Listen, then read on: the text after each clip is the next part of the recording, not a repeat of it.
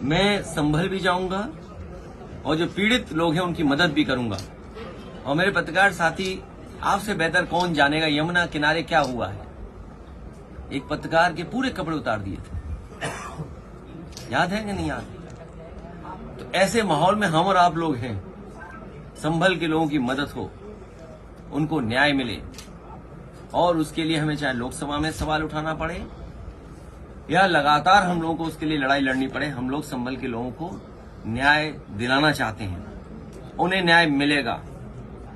जो संविधान या जो आर्टिकल कहता है प्लेसेस ऑफ वर्शिप एक्ट, उसको भी नहीं सरकार मान रही है। क्या खोदना चाहते हैं आप? मुझे तो ये समझ में नहीं आ रहा, भारतीय जनता पार्टी को कैलाश पर्वत नहीं दिखाई दे रहा है, मानसरोवर नहीं दिखाई दे रहा। इन भारतीय जनता पार्टी के लोगों से कहो कि चलो मानसरोवर की ओर, चलो कैलाश पर्वत की ओर, हम आपका साथ देंगे। हो अगर हिम्मत उनमें हो, उनमें बहादुरी, तो चल के दिखाएं। ये कमजोर पे अन्याय कर सकते हैं, ताकतवर के ये पैर छूते हैं, ताकतवर के आगे सामने झुक जाते हैं। अभी लोकसभा में विदेश मंत्री ने जो स्टेटमेंट दिया था चीन को लेकर के, सबसे पहले मैं खड़ा हुआ, कहा कि रेजांगला जो मेमोरियल है उसके बारे में क्या कहना चाहते हो आप?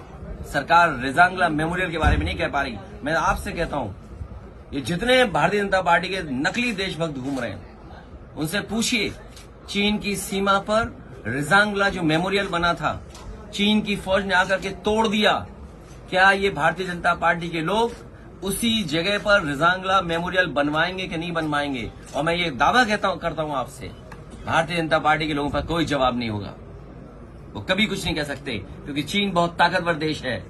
भारतीय जनता पार्टी की हिम्मत नहीं है उनके लोगों को कि जाकर के कुछ अपने रेजांगला के बारे में कह दें, कैलाश पर्वत के बारे में कह दें, मानसरोवर के बारे में कह दें। और मैं आज आपके सामने कह रहा हूं, ऑन रिकॉर्ड कह रहा हूं, वो दिन आएगा जब चीन आपको मानसरोवर नहीं जाने देगा, कैलाश पर्वत की ओर नहीं जाने देगा, क्योंकि उन्होंने बड़े पैमाने पर मिसाइल्स का कारखाना वहां लगा दिया है। ये बात अगर गलत है तो बीजेपी के लोग कहें आकर के।